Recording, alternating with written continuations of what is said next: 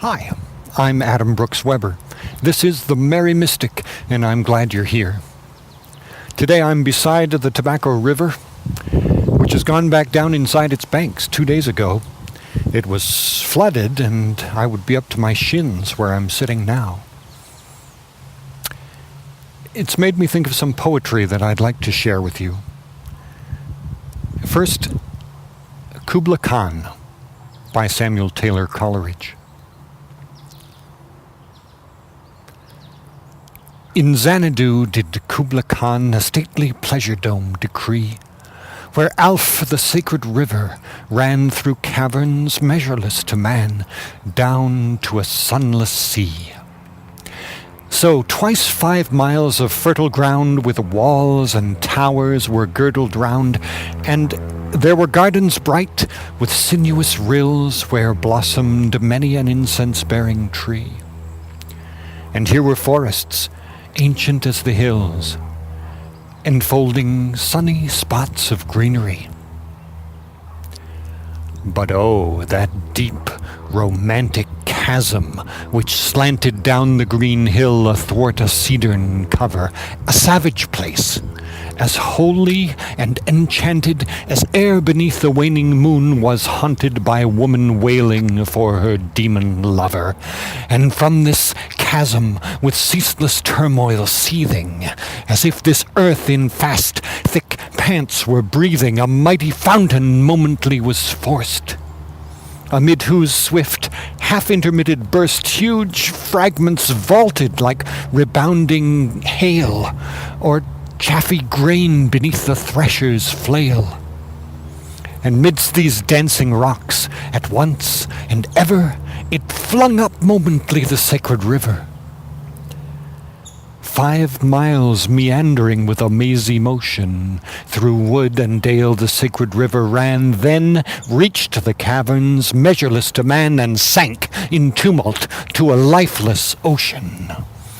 And mid this tumult, Kubla heard from far ancestral voices prophesying war. The shadow of the dome of pleasure floated midway on the waves, where was heard the mingled measure from the fountain and the caves. It was a miracle of rare device, a sunny pleasure dome with caves of ice. A damsel with a dulcimer in a vision once I saw. It was an Abyssinian maid, and on her dulcimer she played, singing of Mount Abara.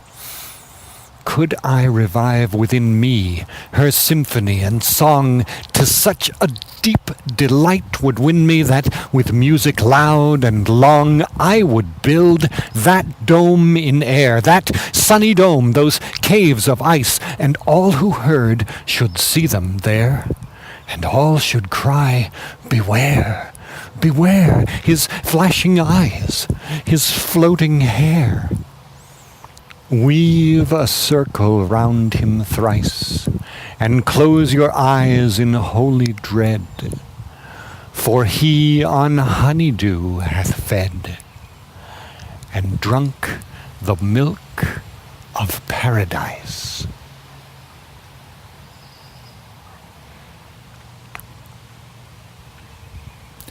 I've always been a fan of English romantic poetry like that.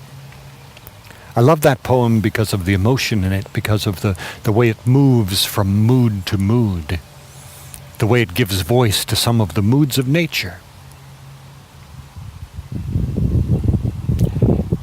I was thinking about it because I was studying another poem with another river in it. Then the angel showed me the river of the water of life, bright as crystal, flowing from the throne of God and of the Lamb through the middle of the street of the city. On either side of the river is the tree of life with its 12 kinds of fruit, producing its fruit in each month. And the leaves of the tree are for the healing of the nations. That, of course, is from the Revelation of St. John. The book of Revelation, it's not my favorite book of the Bible.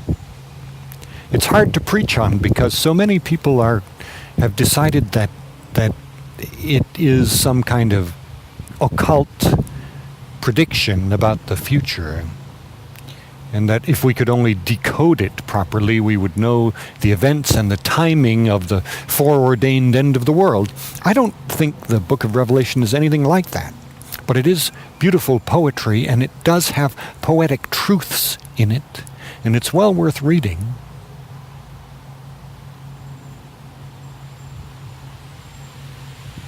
Maybe we should read a little more poetry in church, and people would be a little more open to receiving poetic truth. Well, may the water of the river of life overflow its banks for you this week. Bye now.